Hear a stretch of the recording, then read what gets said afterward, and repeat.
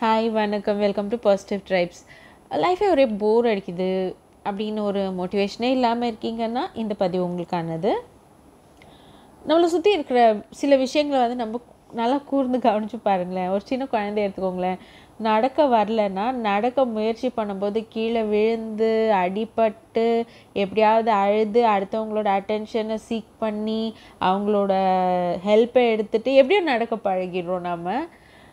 வேண்டான்னு தூக்கி எறியப்படுற விதைகள் கூட ஏதோ ஒரு மர இடுக்குலையோ ஒரு கற்களோட இடுக்குலையோ போய் அதுக்கு வேண்டிய விஷயங்களை கிரகிச்சுட்டு அது எப்படியோ துளிர்த்து வளர்ந்துடுது. என்னதான் நீங்கள் கருப்பு கொடை பிடிச்சாலும் மழை நிற்கிறதில்ல. அது எவ்வளோ நேரம் மழை பெய்யணுமோ அந்த நேரம் வரைக்கும் பெஞ்சிட்டு போயிடுது. நெக்ஸ்ட் யார் எவ்வளோ திட்டினாலும் கரைச்சி கொட்டினாலும் சுளீர்னு அடிக்கிற வெயில் அடிச்சுட்டு தான் இருக்குது.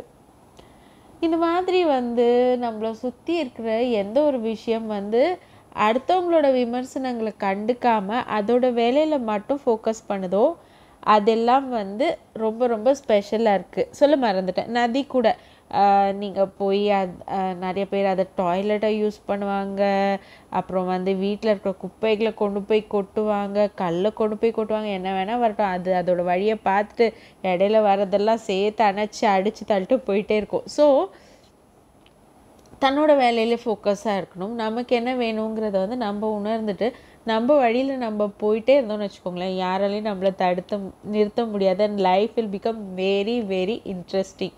முயற்சி பண்ணி பாருங்கள். இந்த பதிவை பற்றி என்ன உங்களுக்கு ஃபீல் பண்ணுறீங்கிறது கண்டிப்பாக கமெண்ட்டில் சொல்லுங்கள். இன்னொரு பதிவில் உங்களை சந்திக்கும் வரை நன்றி, வணக்கம்.